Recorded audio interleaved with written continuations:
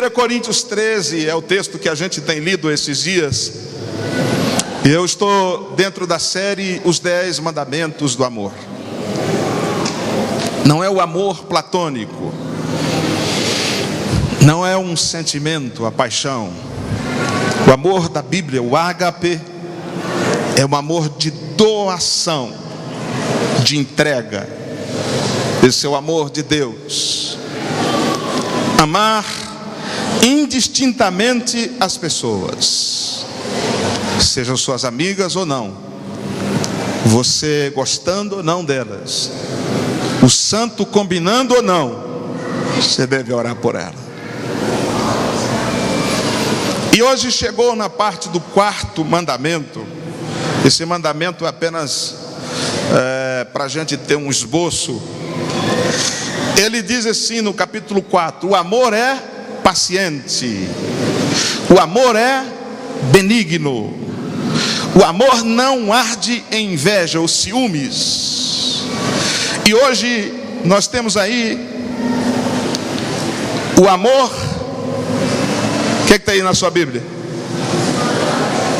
Como é que é? Quem tem aí ufana? Oh, aleluia.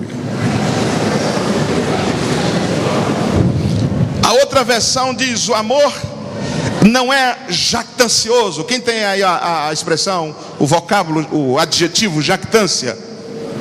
Alguém tem? A nova versão da linguagem de hoje fala sobre isso. Olha para mim aqui.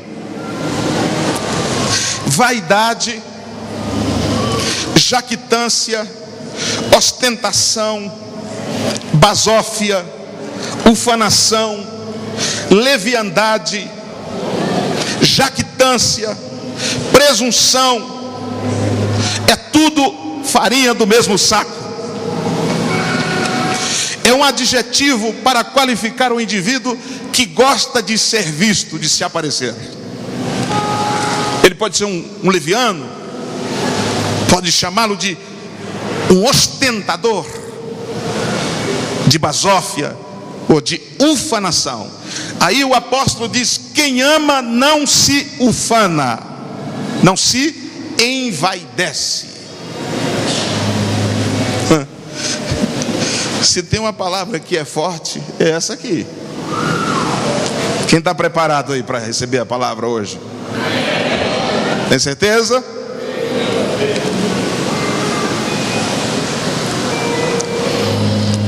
Eu sei que você vai se identificar em algum momento, mas não se preocupe, Deus vai ajustar a tua vida. Você vai ser achado falho em algum momento na pregação, mas não se preocupe, Deus vai tratar com você, já está tratando. Deus te trouxe aqui nessa noite para remover a vaidade, porque vaidade de vaidade, diz o pregador, tudo é vaidade. Vaidade é como correr atrás do vento.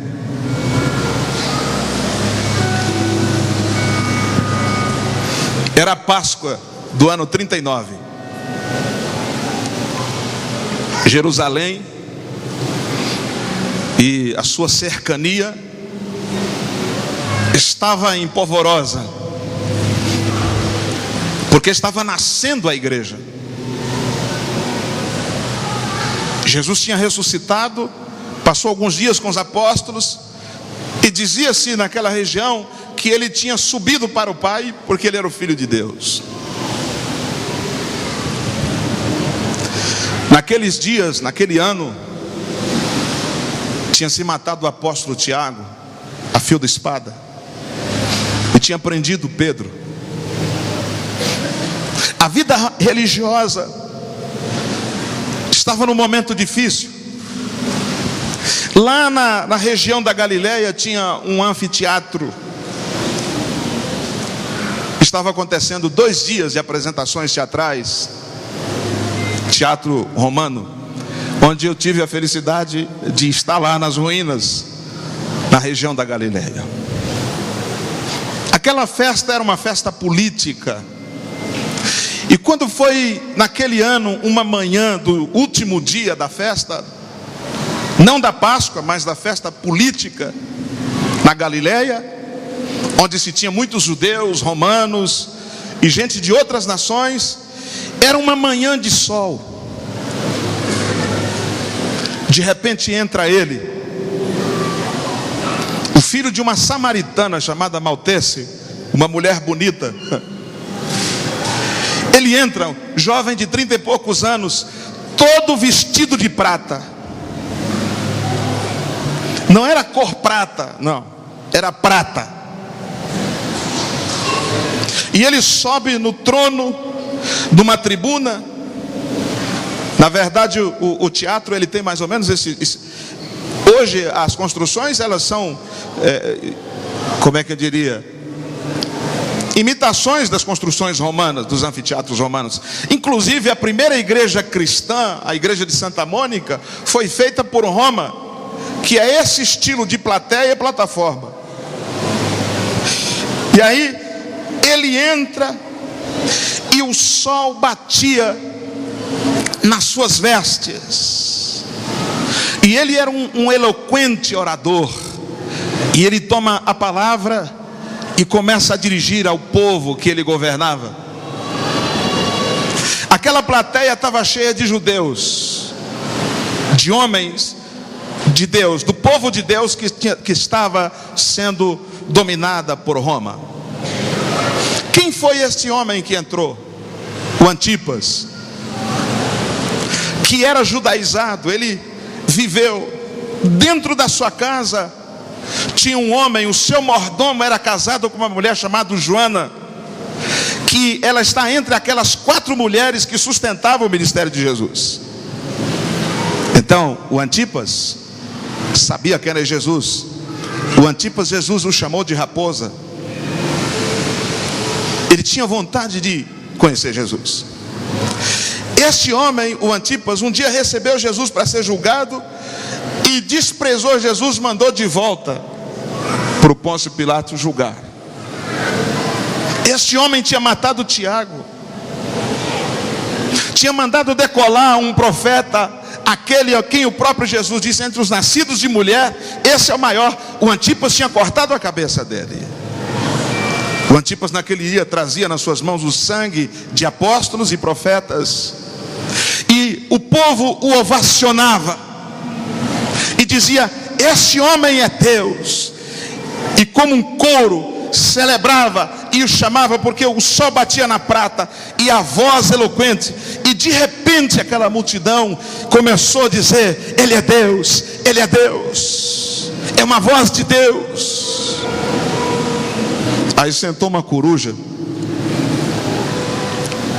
e quando a coruja sentou, ele tinha tido uma experiência com um pássaro antes, porque Deus disse para ele, enquanto menino: eu vou te dar o reino, mas você não vai dar glória ao meu nome, e por esta razão eu vou te tirar o reino. Naquele momento o anjo chegou e deu uma espadada nele. Ele morre. E quando ele está morrendo, ele teve ali de súbito, e ele dizia para os que estavam à sua volta: aqueles a quem vocês chamam de Deus está partindo, está morrendo e nunca mais vai voltar. Quem registrou estas falas, esse momento, foi um historiador chamado Flávio Joséfo, que não estava dentro da igreja. Falou sobre esse momento do Antipas. Agora Lucas, que escreveu o livro do Atos, no capítulo 12, ele diz assim: em dia designado, Herodes, vestido de traje real, assentando no trono, dirigiu-se à palavra, e o povo clamava: é voz de um Deus e não de homem.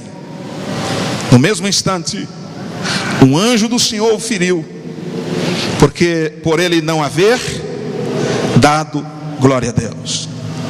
O anjo não feriu por causa daquela reunião. O anjo não feriu porque ele era um Herodes. O anjo não feriu porque o povo amava ou bajulava. O anjo feriu porque ele tomou a glória de Deus. E toda pessoa vaidosa gosta da glória para si. E quando tem a glória para si, tira-se a glória de Deus, essa pessoa entra em uma condenação em juízo divino.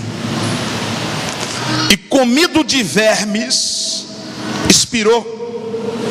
Entretanto, a palavra do Senhor crescia e se multiplicava, a despeito dos vaidosos que são levantados dentro da igreja ou nas cercanias da igreja. A palavra de Deus não para de crescer e se multiplicar. A Igreja Batista da Paz, ela é uma multiplicadora da palavra de Deus. A palavra de Deus vai crescer dentro de nós e vai crescer fora de nós, nos arredores onde vivemos, e vamos nos multiplicar. Quem está dentro disso, fala amém. Da multiplicação, é claro. O Antipas foi tomado de ostentação, subiu no pedestal da jactância, da ufanação, da presunção, e ele quis agradar aquela multidão e desagradar a Deus.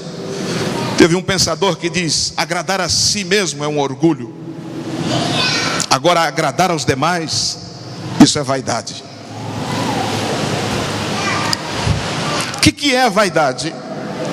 A vaidade, a acepção da palavra vaidade evoca o desejo do ser humano atrair para si a admiração, as suas obras ou a sua aparência.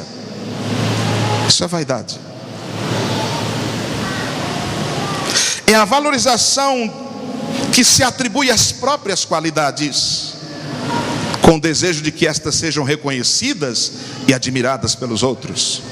A vaidade é como um vácuo, um vento, um sopro. É como uma bola de sabão, que num instante já não é mais. É a qualidade de ser vão, inútil, sem solidez, sem duração. Como diz o Eclesiásticos, é correr atrás do vento. Por que Paulo diz que quem ama não é vaidoso? Porque aquela igreja de Corinto deu um trabalho para o apóstolo por causa da vaidade. Vaidade de quê? Porque tinha muitos dons. E ele diz: quem ama não se envaidece com o que Deus deu. Deus te deu inteligência, não se envaideça. Deus te deu sabedoria, não se envaideça. Deus te deu dons, Deus te deu beleza, não se envaideça. Quem aqui se acha bonito? Depois de falar de vaidade, ninguém quer. Eu não estou falando da mulher se ataviar, se embelezar, fazer chapinha no cabelo, fazer isso, aquilo, outro, passar um negócio dali, outro daqui, ou o homem. Estou falando destas coisas. Eu acho que a mulher tem que se embelezar para o seu marido, tem que andar bonito, desde que isso não passe a ser uma doença. Não estou falando destas coisas de usar brincos, de usar ouro, ou de repente estou também, depende da situação. Mas nós vamos falar um pouco sobre vaidade. O vaidoso, ele gosta de chegar chegando.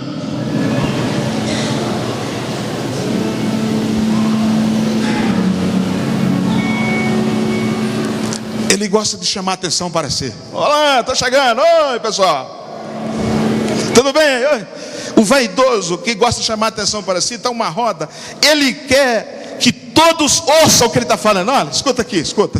Ó, ei, fulano, para tudo aí. Olha para mim. Sabe qual que é a música que o vaidoso gosta? Garota de Ipanema. Essa seria a música para quando entra o vaidoso. Que ele chega, ele quer que todo mundo canta. Olha que coisa mais linda, mas cheia de graça.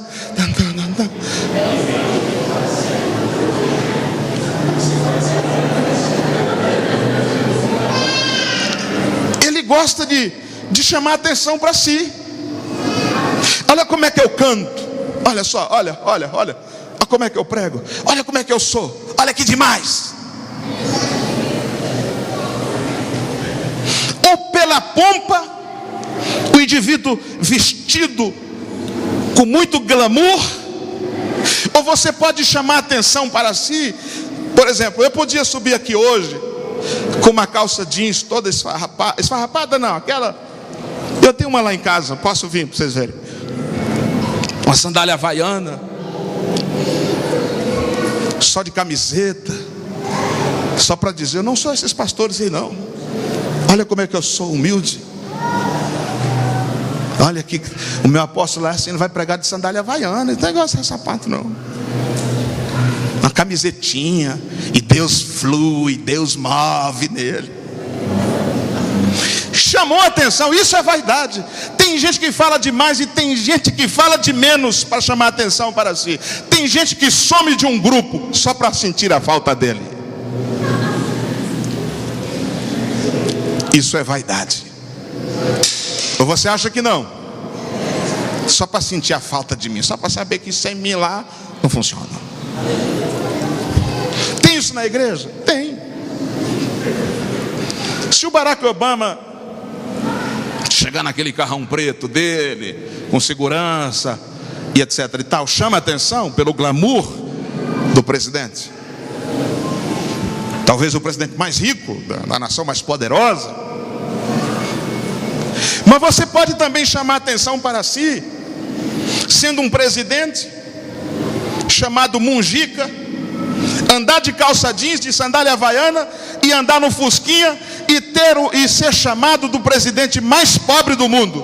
O ex-presidente do Uruguai chamou tanta atenção para si que o mundo sabe quem é o Munjica, pelo menos que assiste televisão. Olha que fantástico, ele chegando no fusquinha. Há muitas maneiras de você ser o centro da atenção, pelo que você faz, pelo que você é, pela sua inteligência. Tem gente que numa conversa, todo assunto que você toca, ele sabe, até de mecânica de avião ele sabe. E ele não deixa ninguém falar. É vaidoso. E às vezes eu fico observando nas minhas conversas com as pessoas e fico vendo aqui dentro da igreja, fora da igreja, entre os pastores, apóstolos, e fico observando. E às vezes nós queremos fazer o reino de Deus movidos pela vaidade, mas hoje todo esse espírito vai cair por terra em nome de Jesus. Porque quem está por trás da vaidade é um ser chamado Lúcifer. Porque caístes do céu, ó estrela da alva. Tu que vivias no lugar de glória, mas o fulgor das pedras te envaideceu. Deixa eu contar uma experiência que eu tive esta semana.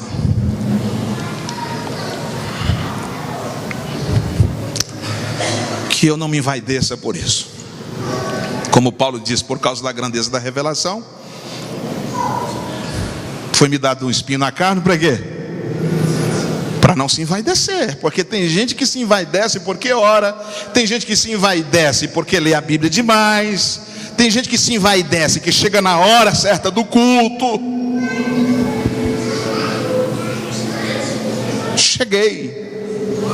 Que horas? 5:45. Cadê o povo? Ninguém. Cadê eu?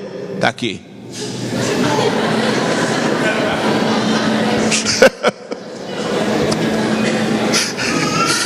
E ele quer ser notado. E ele chega, rapaz, o pessoal, apóstolo, o povo não gosta de chegar no horário não, né? Que é para o apóstolo dizer, mas você chega. Você é demais. Olha que coisa mais linda, mas cheia de graça. E assim vai levando a vida. De segunda para terça eu tive um sonho. Eu passei a semana todinha estudando sobre vaidade, horas a fio. Segunda-feira à noite eu tive um sonho com uma serpente. Mas eu nunca vi uma serpente linda como aquela. Eu não gosto de cobra, de serpente, detesto, porque eu já tive muitos pesadelos com cobra. Mas aquela serpente me atraiu. ela não vinha rastejando, ela vinha por cima das árvores. Olha o sonho. E ela era multicor, muitas cores. E ela levantava assim, ela não dava rastejando, ela levantava e vinha com a cabeça assim. Ela olhava para mim e eu olhei para ela. Ela não achou lugar em mim. Eu acho que não, foi embora. Aí eu contei para minha esposa, eu sonhei com uma serpente bonita. Como diz o piauiense, pensa na serpente bonita, agora dobra.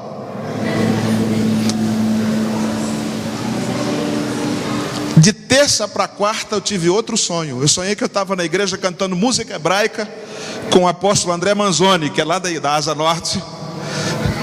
E aí, a gente cantando em cima do altar, ele sentou-se e disse assim: apóstolo Manuel, você sabe que aquela serpente que você sonhou com ela, aquela serpente significa a multiplicidade de sentimentos. Ele disse: como é que você sabe? Eu não sonho, olha aqui, eu sonho tem essas coisas. Mas eu não associei esta revelação à vaidade, porque o vaidoso, ele se adequa, ele tem o múltiplo sentimento. Por isso que há uma versão diz que quem ama não é leviano, porque a leviandade é o indivíduo que tem múltiplo sentimento. Ele é apaixonado pela esposa, mas ao mesmo tempo ele se apaixona por outra mulher. Ele está amando alguém, faz aliança com alguém, mas de repente, se tem algo mais interessante, ele rompe aquela aliança, se envolve com a outra. Ele está nesta igreja, está ali, mas enquanto ele não for ovacionado, mas no dia que for tirado aquilo que o projeta, ele vai embora, sem nenhum problema. Quantas pessoas saem de igreja, rompem, pessoas que lideram célula, que não estão nem aí para a célula, porque tem múltiplos sentimentos. É o vaidoso. E a igreja está cheia de gente vaidosa e que precisa ser batizado com o amor de Jesus para amar o próximo, amar a esposa, amar o marido, amar os filhos, amar os líderes, amar os discípulos, amar a sua igreja. Porque eu amo a minha igreja. Quem aqui ama a sua igreja? Diga amém. Ama a sua célula.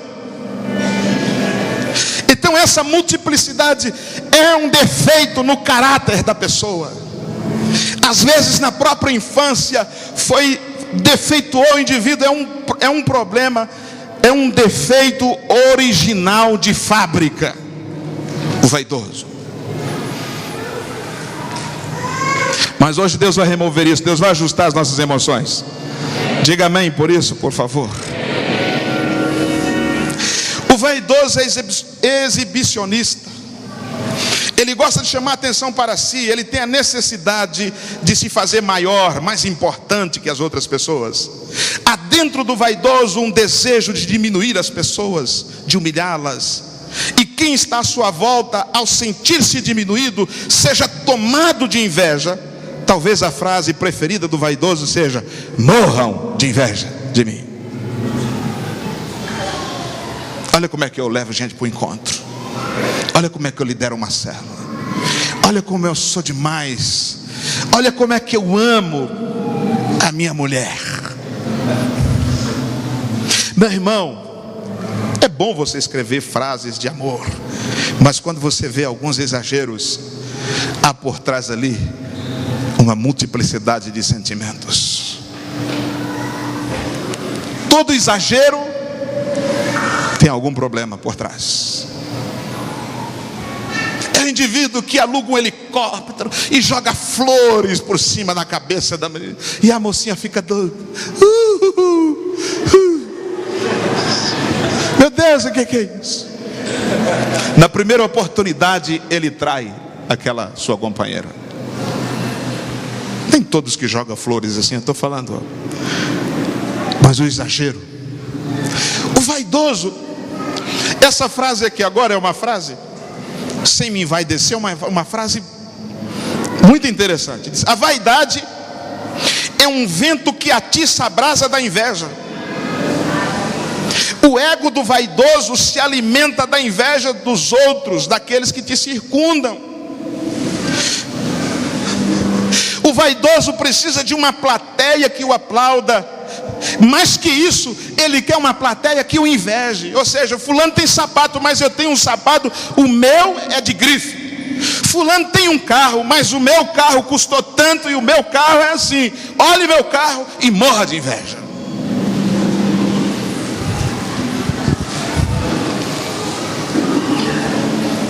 Você comprou essa camisa aí aonde? Na Feira dos Goianos.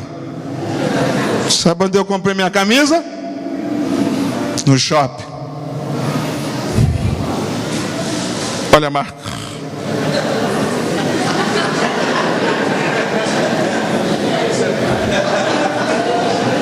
É bonitinha a sua. Morra de inveja. Olha que coisa mais linda. É cheia de graça. Uma vez um irmão que já foi embora,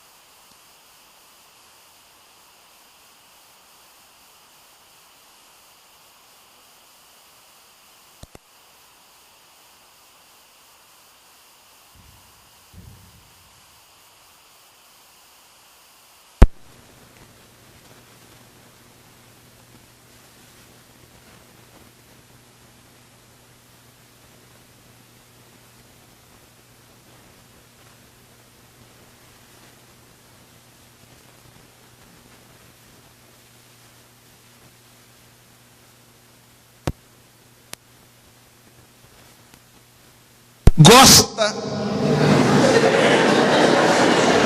desse jeito, bem alto, de ser aplaudido. A ideia do vaidoso é quando ele entra, todo mundo olha para ele. Está todo mundo olhando. Um dia desse eu estava na rua lá, assim meio esperando alguma coisa. Aí passou um cidadão, um jovenzinho, num carro. Na verdade era um carro pregado numas rodas e grudado em um som. Quase o carro ele rastejava, quase uma serpente.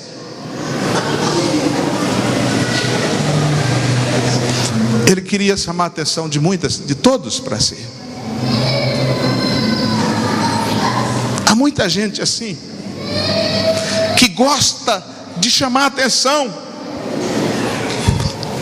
O vaidoso gosta de ser aplaudido, de estar sob as luzes dos holofotes. Ele valoriza mais a embalagem, o conteúdo, ao conteúdo. Ele supervaloriza a estampa. Ele é um cultuador daquilo que é externo, visível, palpável, ainda que seja transitório. Não importa se isso vai acabar essa noite, mas eu vou viver intensamente isso. E a vaidade é um vício. Ele precisa mais e mais. E aí a indústria de automóveis diz: tome modelo de carro, toma modelo de roupa, toma modelo de casa, toma modelo de família, toma modelo de vida, e vai vendendo esses produtos, porque nós precisamos consumir. É como um alcoólatra que ele vive tremendo, ele tem que tomar cachaçinha para poder correr o corpo, para ficar bem. O vaidoso é assim. Se o vaidoso for líder de uma igreja, tire a liderança dele daquela igreja, ele vai embora. Porque a única razão dele estar naquele lugar é os holofotes estarem voltados para ele. Não me ungiram a pastor, eu vou embora. Não me chamou para tocar, eu vou embora. Não me chamou para dançar, eu vou embora. Não me chamou para ser líder de célula, eu vou embora. Não me chamou nem para lavar banheiro no encontro, que eu preciso mostrar como eu sou humilde lavando banheiro no encontro.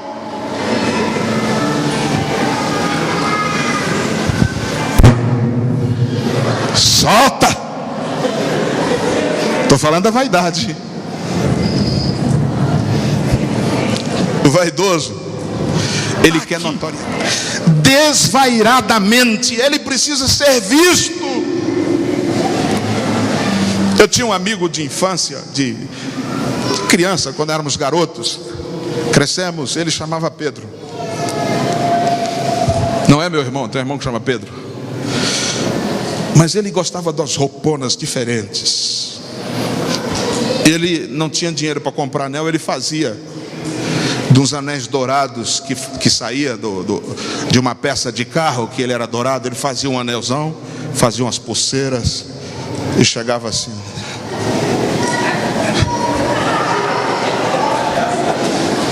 Ele era o cara, ele era a figura. Tão figura que até hoje eu lembro daquela imagem. E tem gente assim. Ele está fazendo, de repente, um título de apóstolo. Não, eu quero ser ungido apóstolo, eu quero ser pastor, eu quero ser líder, quero ser 12 da primeira geração. Se não for da primeira geração, não serve, vou embora, tchau, estou indo.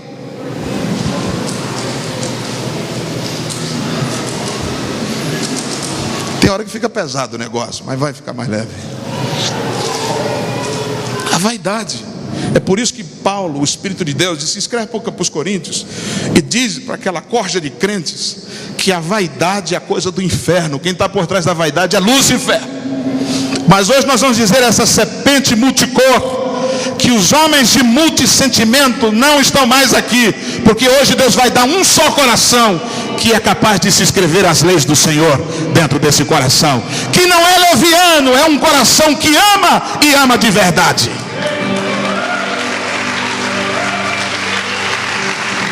Não aplaude mais não, senão eu vou me envaidecer.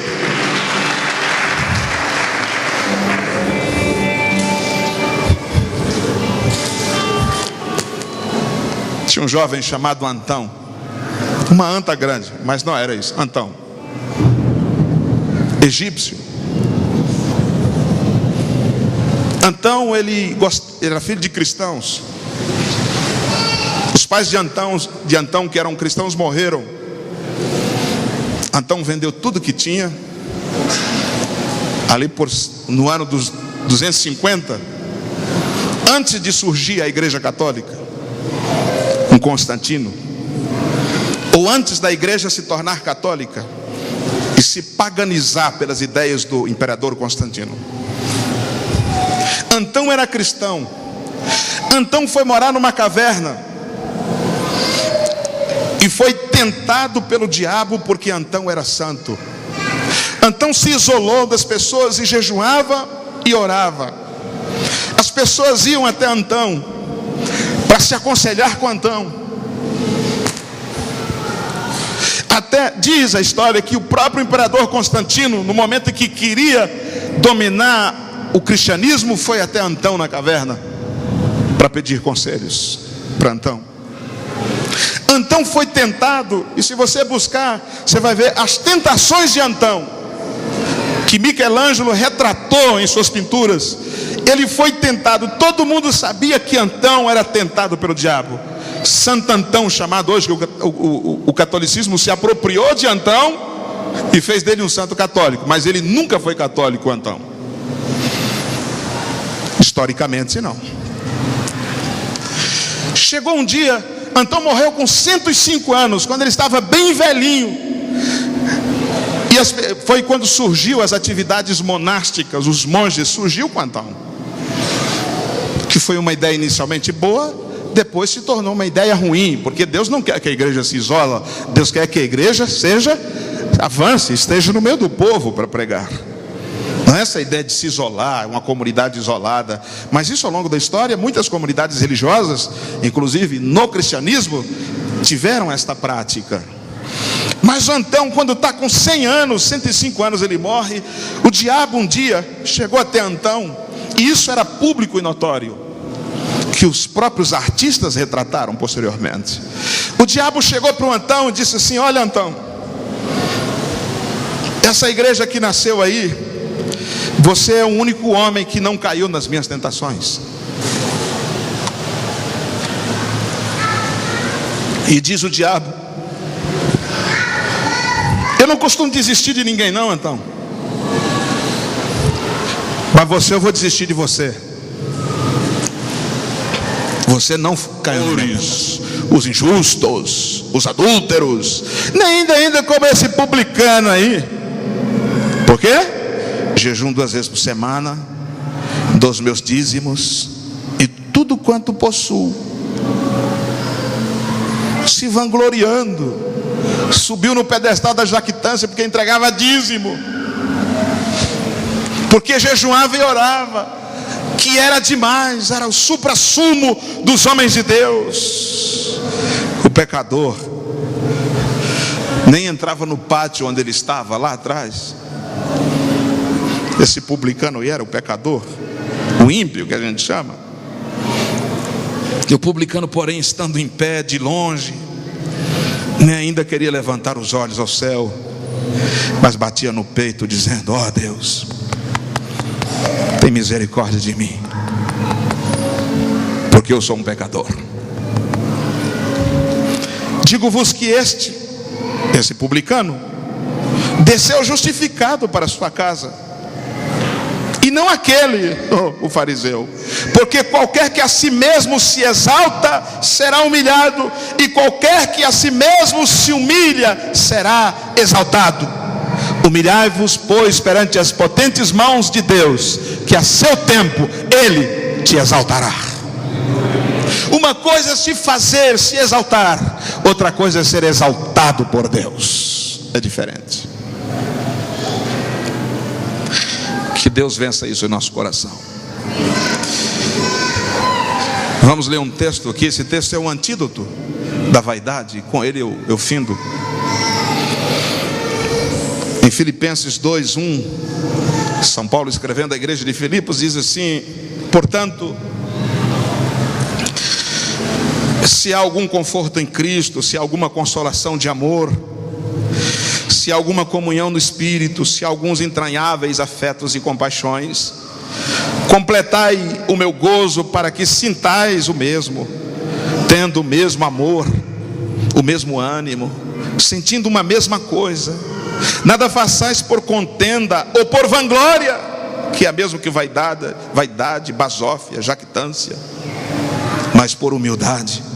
Seja pastor por humildade, seja apóstolo por humildade, seja um líder de célula, mas pelo caminho da humildade. Cada um considere os outros superiores a si mesmo. Não atente cada um para o que é propriamente seu, mas cada qual também para o que é dos outros. De sorte que haja em vós o mesmo sentimento que houve em Cristo Jesus. Diga: o mesmo sentimento. Diga bem forte, igreja, com uma voz de trovão: o mesmo sentimento que houve em Cristo Jesus.